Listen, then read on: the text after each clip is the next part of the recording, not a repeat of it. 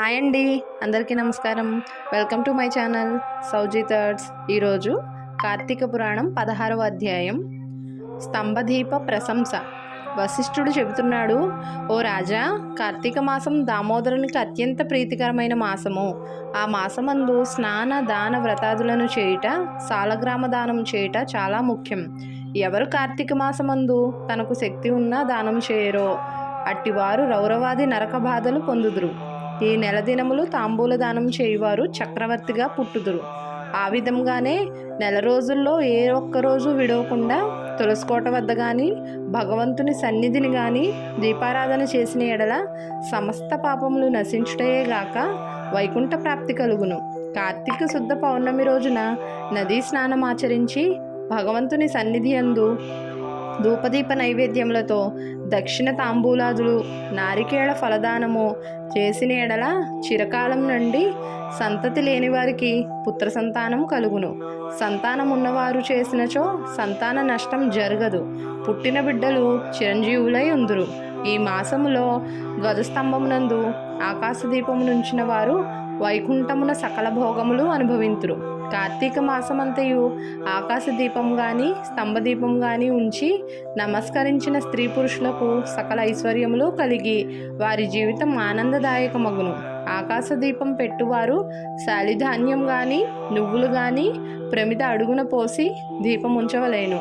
దీపం పెట్టడానికి శక్తి ఉండి కూడా దీపం పెట్టని వారును, లేక దీపం పెట్టువారి పరిహాసం ఆడువారును చుంచు జన్మమెత్తుదురు.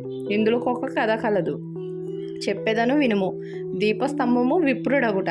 ఋషులలో అగ్రగణ్యుడని పేరొందిన మంతగ మహాముని ఒకచోట ఆశ్రమాన్ని ఏర్పరచుకుని దానికి దగ్గరలో ఒక విష్ణు మందిరాన్ని కూడా నిర్మించుకుని నిత్యం పూజలు చేయుచుండెను. కార్తీక మాసంలో ఆ ఆశ్రమం చుట్టుపక్కల మునులు కూడా వచ్చి పూజలు చేయుచుండిరి. వారు ప్రతిదినము ఆలయ ద్వారాలపై దీపములు వెలిగించి కడు భక్తితో శ్రీహరిని పూజించి వెళ్ళుచుండేది వారు. ఒకనాడు ఆ మునులలో ఒక వృద్ధుడు తక్కిన మునులను చూసి, ఓ సిద్ధులారా, కార్తీక మాసంలో హరిహరాదుల ప్రీతి కొరకు స్తంభదీపం ఉంచినచో వైకుంఠ ప్రాప్తి కలుగుతుందని మనకందరికీ తెలిసిన విషయమే కదా. రేపు కార్తీక శుద్ధ పౌర్ణమి. హరిహరాదుల ప్రీతి కొరకు ఈ ఆలయానికి ఎదురుగా ఒక స్తంభము పాతి దానిపై దీపమును పెట్టుదాము.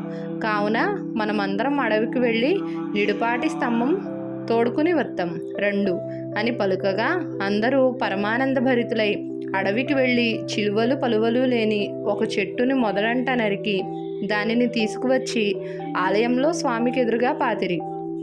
దానిపై శాలిధాన్యం ఉంచి ఆవునేతితో నింపిన పాత్రను దానిపై పెట్టి అందు ఒత్తివేసి దీపం వెలిగించిరి. పిమ్మట వారందరూ కూర్చుండి పురాణ పఠనం చేయుచుండగా ఫెళఫెళమను శబ్దం వినిపించి అటు చూడగా వారు పాతిన స్తంభం ముక్కలై పడి దీపం మారిపోయి చెల్లా చెదురై పడి ఉండెను. ఆ దృశ్యం చూసి వారందరూ ఆశ్చర్యంతో నిలబడి ఉండిరి. అంతలో ఆ స్తంభం నుండి ఒక పురుషుడు బయటకు వచ్చెను. వారు అతన్ని చూచి, ఓయి, నీవెవడవు? నీవి స్తంభం నుండి ఎలా వచ్చితివి? నీ వృత్తాంతమేమి అని ప్రశ్నించిరి. అంతా ఆ పురుషుడు వారందరికీ నమస్కరించి, పుణ్యాత్ములారా, నేను క్రిందటి జన్మయందు బ్రాహ్మణుడను, ఒక జమీందారుడను. నా పేరు ధనలోభుడు. నాకు చాలా ఐశ్వర్యం ఉండుటచే మదాంధుడునై న్యాయాన్యాయ విచక్షణలు లేక ప్రవర్తించితిని.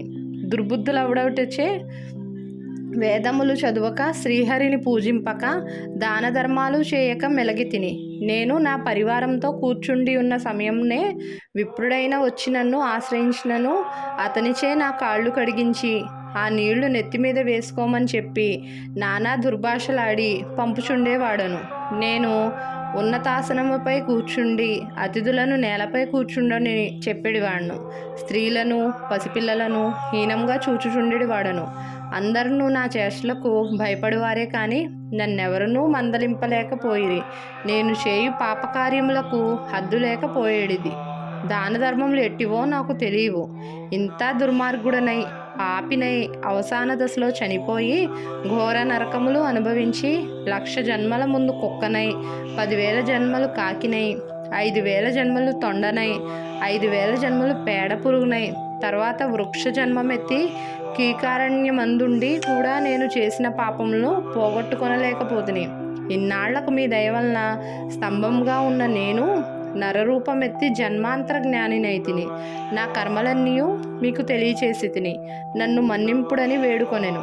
ఆ మాటలు ఆలకించిన మునులందరూ నమిత్తాశ్చర్యం పొంది, ఆహా, కార్తీక మాస మహిమ ఎంత గొప్పది!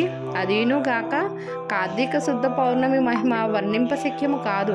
కర్రలు, రాళ్ళు, స్తంభములు కూడా మన కండ్ల ఎదుట ముక్తి నొందుచున్నవి.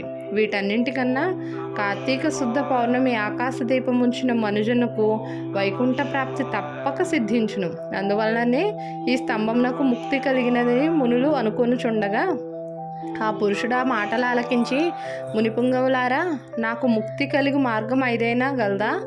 ఈ జగంబున ఎల్లరకు నెటుల కర్మబంధం కలుగును, అది నశించుటెట్లు? నా ఈ సంశయము బాపుడని ప్రార్థించెను. అక్కడ ఉన్న మునీశ్వరులందరూ తమలో నొకడు అంగీరస మునితో, స్వామి, మీరే అతని సంశయమును తీర్చగల సమర్థులుగాన వివరించుడని కోరిరి. అంతా నా అంగీకరిస్తూ చెప్పుచున్నాడు. ఇట్లు స్కాంద పురాణాంతర్గత వశిష్ఠ ప్రోక్త కార్తీక మహాత్మ్యమందలి షోడశాధ్యాయం 16వ రోజు పారాయణం సమాప్తం. వీడియో కనుక నచ్చితే లైక్ చేయండి, షేర్ చేయండి, కామెంట్ చేయండి. కొత్తగా చూస్తున్న వాళ్ళు ప్లీజ్ సబ్స్క్రైబ్ చేసుకోండి. ధన్యవాదములు.